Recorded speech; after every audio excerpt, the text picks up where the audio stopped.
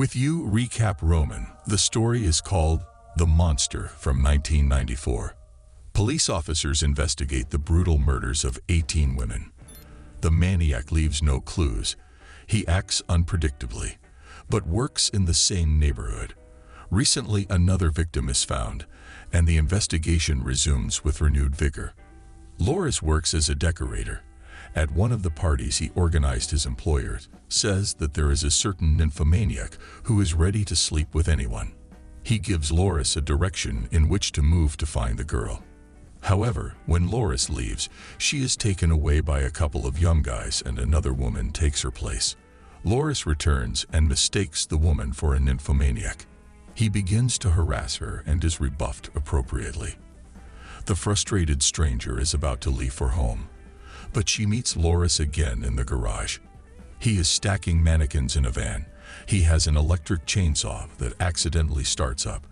Loris tries to explain himself, but the woman thinks that he wants to attack her and kill her. She runs away in terror. The police made a sketch of the perpetrator. They quickly found Loris and started to follow him.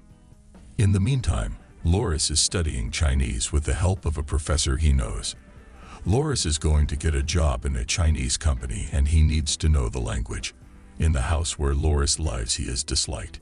He does not pay the rent, steals gnomes from the lawn, and tries to defame the bright name of the administrator. He wants to take his place. The administrator does not want to tolerate Loris in his house. He wants to sell his apartment, and for this purpose they take potential future owners there. Loris gets away from every possible buyer by trickery.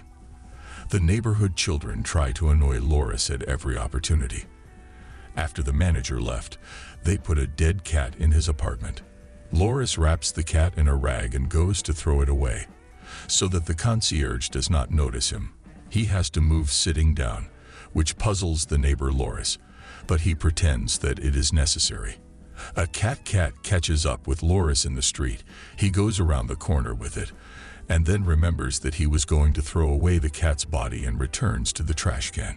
Then he goes to a cafe to have a free snack.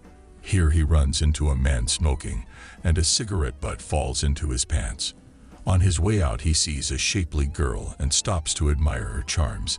The cigarette butt starts to burn his genitals and Loris has to put it out with water. When Loris is spotted by the owner of an antique store to whom he has not paid for an hour, inciting his death, he has to run away. Loris hides by clinging to the balcony at the very moment when a girl in a short skirt walks out on him.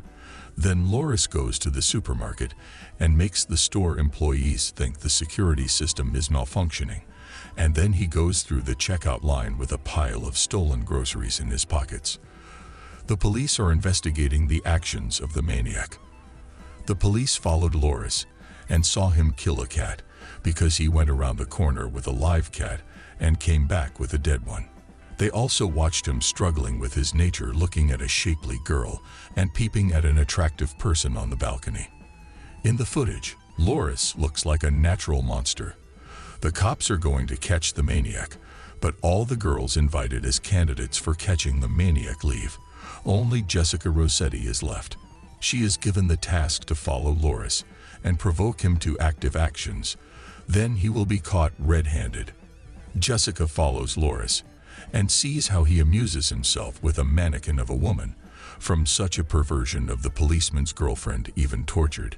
In fact, he was stacking the mannequin's van, and one of them caught the edge of Loris' jacket, and he tried to free himself. Jessica realizes that this maniac is extremely dangerous and capable of any atrocities. Despite this, she goes to his apartment. She has to understand how and what this creepy pervert lives, and from what she saw, she was left in shock. Jessica tells the manager that she didn't want to buy the apartment. She thought it was for rent. Loris hears this, and he hatches a plan to pay the rent without spending a penny. He goes down the scaffolding and catches up with the girl. On the way, he falls down, after which he has a frightening appearance. With pickaxe in hand, he offers Jessica to come over and live with him on a sublet agreement. He says she will have to pay him 8 months' rent up front. For Jessica, it's a chance to arrest the maniac in an attempted abuse. She puts on a seductive dress, packs her things and drives in the middle of the night, as the risk told her to go to his house. She has a gun with her. She is ready to shoot Loris at any moment. He behaves like a madman. In order not to be seen by the concierge, he leads the girl into the apartment on scaffolding. On the way, Jessica is convinced that this monster should be put in jail immediately because he brazenly rubs on her body and then also dismembers a doll of a nasty neighbor girl who planted a cat in his apartment. A psychiatrist working for the police department is thrilled to learn that Jessica is now living with a maniac. He says that the girl only has to reveal her femininity and Loris will jump on her, and then the police will get him. Jessica wiggles her naked thighs in front of Loris all day and night, twirling her half-naked daddy, spreading her legs and almost riding him. But he never touches her.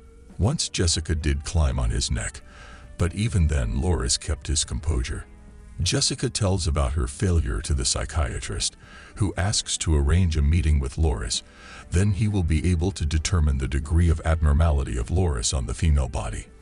Meanwhile, Loris has finished his studies and is ready for a job interview at a Chinese firm. For good luck, the professor gives him a musical Chinese souvenir.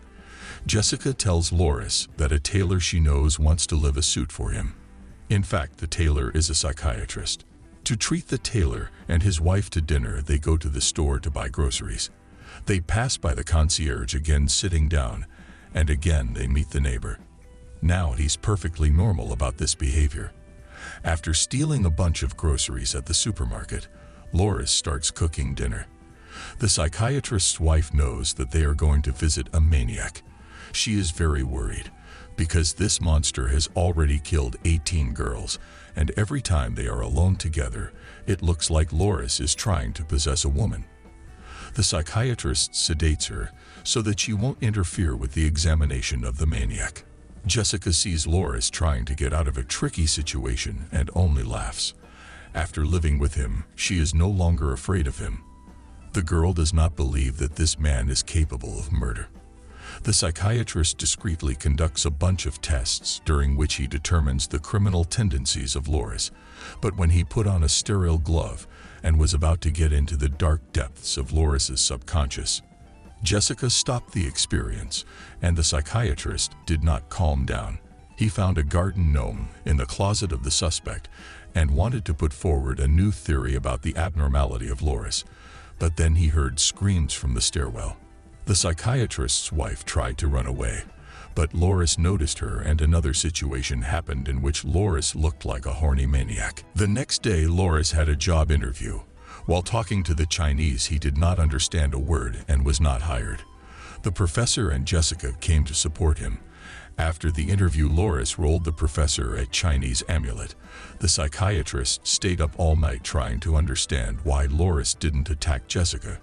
In the morning, he brought the girl a red cap costume. Supposedly only in it she would be able to seduce Loris. The girl recorded messages for him on a tape recorder and decided to leave him. Seeing her in the costume, Loris did not jump on her. Jessica said goodbye to the uncomprehending Loris and left. It wasn't until he heard the tape on the recorder that he realized Jessica had fallen in love with him. Only she returned to the police and told about everything to the superiors as they found a new corpse. The handwriting is the same, which means that it is Loris again when on the warpath. The cops don't want to play hide and seek with him anymore. They put Loris on the wanted list. His picture flashes on all channels. A crowd of people gathers at Loris's house. People want to tear him to pieces for the atrocities he has committed. Loris is the only one who doesn't realize how scary he is. He comes home quietly and sees the crowd. From the gawkers, he learns about the maniac who lives in his house. Loris suspects the manager, but then a woman identifies him and the police and civilians pounce on him. While Loris is running away from the angry citizens, Jessica goes to the scene of the crime and finds a Chinese toy she saw at the professor's house. She realizes that he is the killer. Meanwhile, Loris escapes from his pursuers in the professor's apartment. He is not at home, but when he returns and a woman's hand is sticking out of his pocket, Loris realizes that the professor is the maniac. At that moment, the police break into the apartment and arrest the professor. After this story, Loris and Jessica start dating. Loris tries to kiss the girl, but he is frightened by the noise of the construction workers. They squat down to hide from the strangers and kiss. This picture is seen by a neighbor who has already caught them in this position several times. He is pleased to see a strange couple in love. Jessica and Loris say goodbye to him and walk off into the sunset. And that's it for now. Subscribe and put a like if you want more new videos.